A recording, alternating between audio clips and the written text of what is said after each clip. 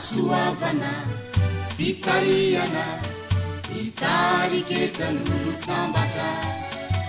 fiatrana fitiavana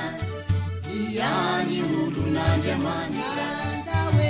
kandao iaratie ifampitantana itambatra ifanometanana zay tsy mba manana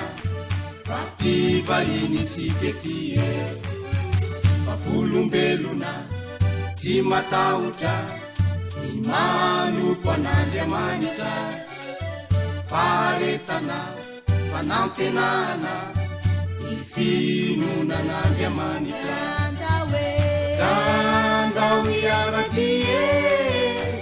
ifampitantana itambatra ifampivavaka tsy tsatra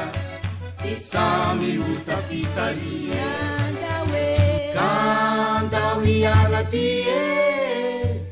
ifampitantana itambatra ifampivavaka tsy tsatra de samy ota fitarie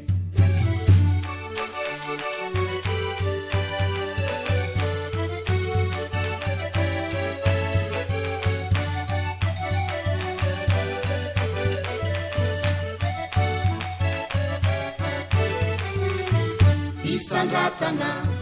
rolarana ikaika pahafana tsy voninahitra manetretena imity an'Andriamanitra kandao iaratie ifampitantana itambatra ifampiavanana tsy atahotra izay mpitotony ety kandao iaratie ifampitantana itambatra ifampiavanana tsy atahotra izay mpitotony ety ifampiavanana tsy atahotra izay mpitotony ety ifampiavanana tsy atahotra izay mpitotony